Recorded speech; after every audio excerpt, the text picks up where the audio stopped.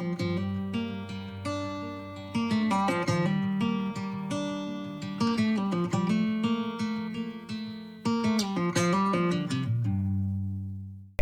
am stood in the middle of my field today. I've got 3 ponies watching me. I don't know if they're in shot. Tizzy actually looks a little bit like the cameraman right now because her nose is right at the back of the camera. So today's video is going to be about kind of how I assess for injury and lameness in my horses and constantly kind of monitor how they're doing. Tizzy's just almost bitten Qantas. Be nice, guys.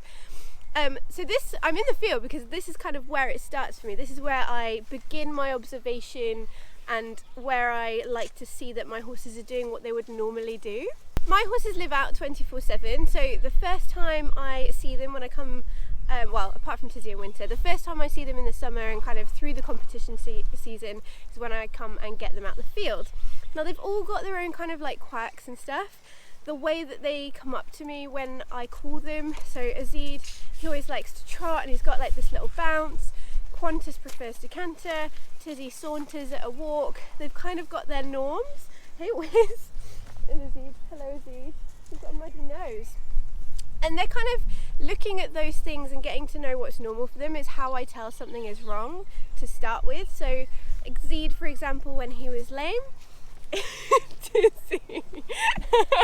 Azid, for example, when he was lame, he prefers not to trot to me anymore, and if he is going to go any faster than a walk in the field, then he'll decide to go straight to canter. And that's the same for him schooling. If I school him and he's always asking to go for canter, I know he's uncomfortable somewhere. Whereas kind of Qantas, if he's uncomfortable, he'll actually kind of nip it. So he's very, very expressive. He'll like, if he doesn't like the girth, he'll nip the girth. If he's sore in his back, he'll kind of go like that. If he's sore in his mouth, he'll like open his mouth. So he's very, very expressive, very easy. Tizzy is a little bit more difficult, but a telltale sign for her, she's literally got her nose on the camera, is how she's grazing. So normally day to day Tizzy would graze kind of really equally on both sides and just kind of walk as she grazes. What are you like? Get your nose out. Walk as she grazes. Whereas when there's something a little bit off, she'll prefer, now she's sniffing the mic. What are you doing? She'll prefer, Tizzy. Oh dear. So when there's something wrong with Tizzy, I kind of notice it first in her grazing. She's actually eating the mic now. Stop it. Good girl. So when there's something wrong with Tizzy, I normally notice it first in her grazing. So when she's feeling fine, she'll graze equally and kind of step forward one at a time. Come here. Step forward one at a time as she grazes. Whereas when there's something wrong, she'll prefer one side to be in front and she'll step forward twice. So she'll make 2 steps to graze rather than graze equally on both sides. So that is where the observation starts. It starts in the field. Obviously when they trot up to me when I'm coming to get them and feed them, I can see whether they're sound. Don't work with horses and children. Don't knock it over. What are you like? This advice is, well, it's not really advice. It's literally just what I do, what I've been taught by physios and vets over the years and what I've picked up. I would really, really recommend when you get your vet out, when you get your physio out, if they have time, and maybe warn them in advance, that they go through kind of what they're looking for when they do stuff, things that you can do, the fly's trying to eat me, things that you can do regularly that will help you assess your horse and when it's time to get a professional involved. So there's a few things that I've done over the years. Obviously I check them over quite regularly, more or less every time I ride them, but there's also a few bits that I would do if I was concerned about anything. A huge part of being an endurance rider is knowing what's normal for your horse, because the more you know what's normal, the more you'll notice those subtle changes when something isn't quite right. So we've got Qantas here. Haven't seen him in a while because he's been off because of his laser removal and then he got kicked.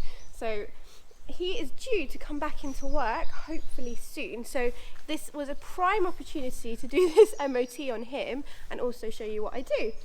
So after I've watched them in the field and I've seen how they're kind of weight bearing, grazing, and how they trot up to me, I like to give them a good feel over, and I do this every time I'm grooming anyway. Feel for any lumps or bumps, any heat, any changes in their tendons or muscle. Good boy, okay? This one is a little bit fat at the moment because you've not been doing any work. I mean, a little bit fat is an understatement, you're actually really fat, aren't you? It's okay, you'll work it off when you're ready. So obviously looking for heat, any areas that they're sore, go through the stretching routine if they're not stretching as much as they normally would. If kind of they're reacting to me running my hands kind of over a joint, I like to kind of go through the range of movement of a joint and just make sure everything is working kind of full range of motion. There's no tension in any of the muscles, no pain, and I'm happy with how they feel.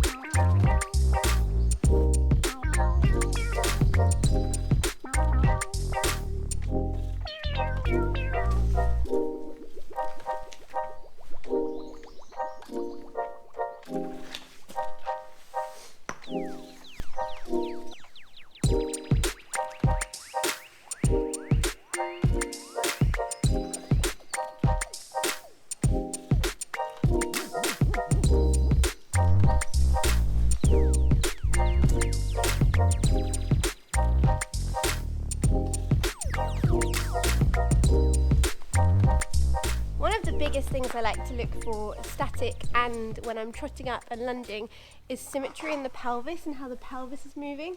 Literally just having a look, putting your fingers where the bony bits are and seeing kind of, is the pelvis moving the same side to side?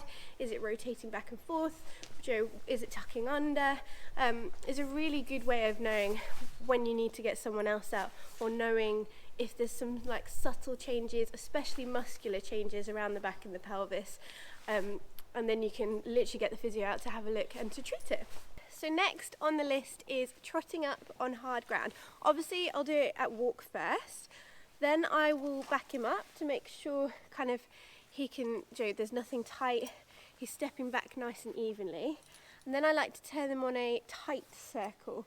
Now ideally I'd get someone else to do this for me, so that's kind of when Dan helps and I watch. But if Dan isn't around, I do exactly what I'm doing now.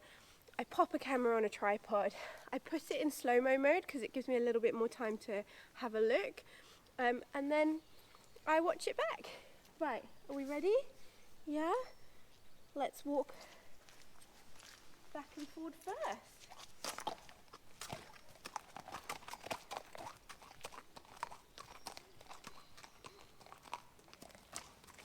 My top tip would be when you're trotting up or walking is to keep a nice loose rope so that you don't mask any movement coming from the head.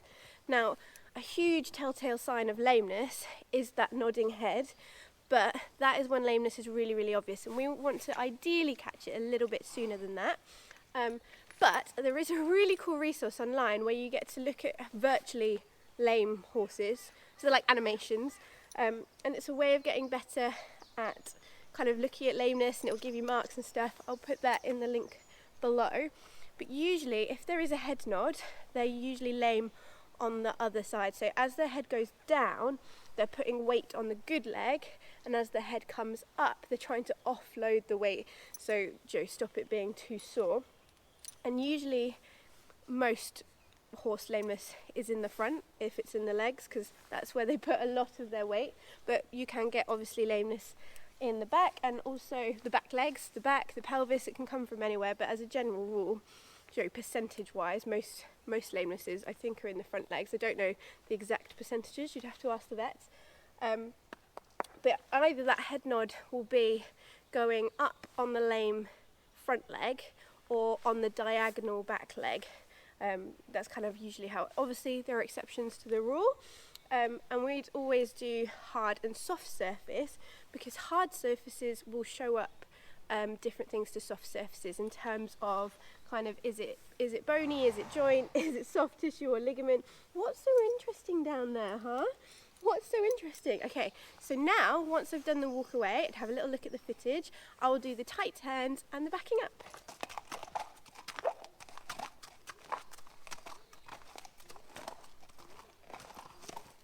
And after I've done them, I will do the trot. So when I'm doing the tight turns and the backing up, I'm looking for, are they bringing their legs underneath them? Are they stepping around? Are they avoiding more weight on one side?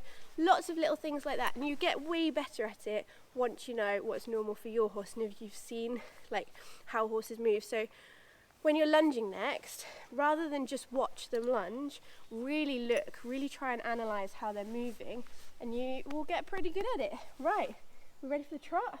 Don't know if we are.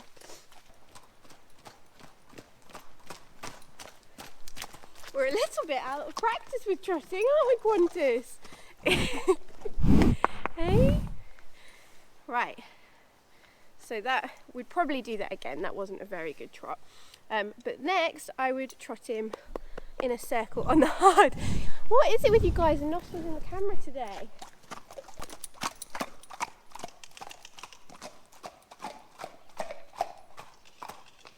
So if I didn't know Qantas very well, that reluctance to trot on the hard might have been a sign of something kind of wrong and something sore, but actually he's just really scared of puddles. This horse is literally scared of everything, and because he's not been out and about that much, because he's not been ridden and trained, he has kind of reverted to being very spooky, though he is much more sensible. That was a seed. He's much more sensible in the stable than he used to be. So next, once I've done everything on the hard, the only then thing that I would repeat on the soft is the trot up on kind of the straight and on the circle. So let's see if we can do a better trot up. Now we've had a bit of a practice, huh?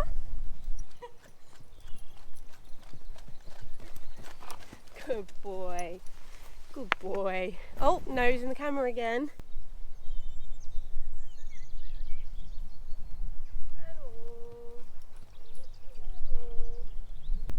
So what I'm looking for when they're on the lunge is if they're moving really evenly, if both front legs are stretching out and moving the same, are they bringing their inside legs underneath them, are they stretching with the outside, are they tracking up well, so is that back foot going kind of almost into the hoof print of the front foot, and are they equal both sides? For me, it's all about symmetry and all about, I've said so many times, knowing what's normal for them. And sometimes I compare this footage against footage from a few months ago just to make sure that I'm being super objective, because sometimes I get a little bit paranoid about literally every step being lame when they're not, and sometimes I don't trust my gut when I think, oh, there's something wrong, and then a few days later it turns out, yes, there is an injury, and I was just thinking I was being paranoid. So you learn and you get to know your horse, and kind of the more you practice, the better you'll get at it. I've got a really good kind of foundation of knowledge of anatomy and physiology from being a physiotherapist, but still I would always get my farrier out first, the physio out first, and the vet out before kind of I would make my own conclusions. But doing this kind of MOT with my horses, knowing what's normal for them and being able to assess them myself, will hopefully pick tiny little things up before they become an injury or an issue. Okay, good boy. Now I've been through my kind of MOT checking for injury and lameness routine, it would be really interesting to know if any of you actually picked up on what's wrong with Qantas at the moment, because he is currently injured again. So he's had his laser, his sarcoids removed by laser. That actually went fine. He's still recovering, so we can't put the girth on yet, but that didn't cause any issues. He got kicked by a Zed a couple of weeks back. that wasn't too bad. But quite recently he has slipped in the mud because of all the wet weather we've had, and he's pulled his left glute, so he's actually slightly unsound in terms of he's sore and stiffer in that in that right hind. Another thing, I'm a physio, my left and right's horrendous. Yeah, so his offside hind actually a little bit stiff, so it would be interesting to know if any of you picked up on that during that MOT. Hey? What are you like, you ponies? Always injured, this lot at the moment. So in summary, I would look at my horse's behaviour, I would look what they're doing in standing, how they're weight bearing, how they're moving on different surfaces in walk, backing up, turning corners, how they're moving on surfaces at trot, feel their muscles, kind of really look what's going on and pay them as much attention as possible. And hopefully, though I've had many injuries over the last few years, hopefully that means I'm doing everything I can to keep them in tip-top condition. So I hope this video has kind of been helpful, maybe sparked you to chat to your vet and physio more about what you can do and kind of be a little bit more involved with your horse's well-being and treating them as kind of an athlete, because every little 1% helps and we want them to be as comfortable and as happy as possible, don't we? Oh, we're going straight into the camera, are we? Yeah. Bye guys.